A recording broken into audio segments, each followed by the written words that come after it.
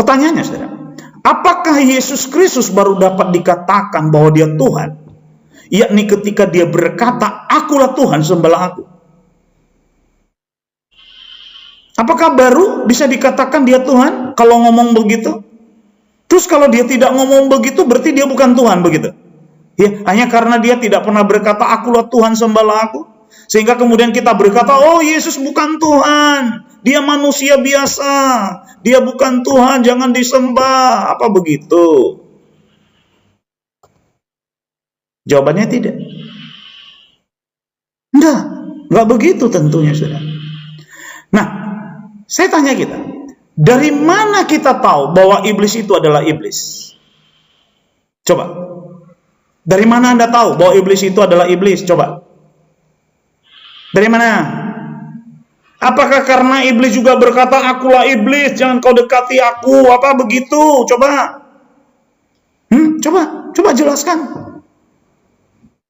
Pernah nggak Anda mendengar iblis berkata begitu? "Akulah iblis, jangan kau dekati aku", apa begitu? Sehingga sekarang menuntut bahwa baru bisa percaya Yesus Tuhan kalau dia ngomong, "Akulah Tuhan, sembahlah aku".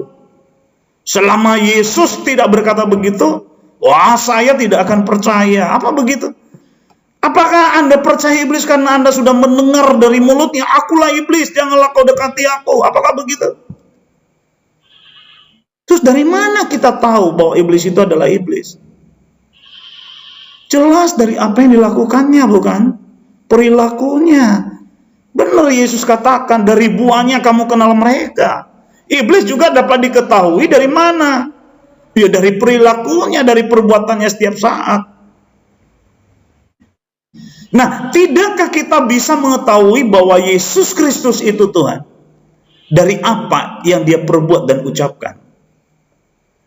Menurut saya, saudara, dari apa yang diperbuat dan dari apa yang diucapkannya, jelas Yesus menunjukkan bahwa dia Tuhan yang tak dapat disangkal lagi. Siapa bilang bahwa apa yang dilakukan oleh Yesus Kristus itu bisa dilakukan oleh manusia? Manusia mana yang bisa melakukannya, saudara? Dan apa yang diucapkannya, saudara, sangat jauh berbeda dengan para nabi. Ketika nabi berkata, "Demikianlah firman Tuhan", ya, demikianlah firman Tuhan.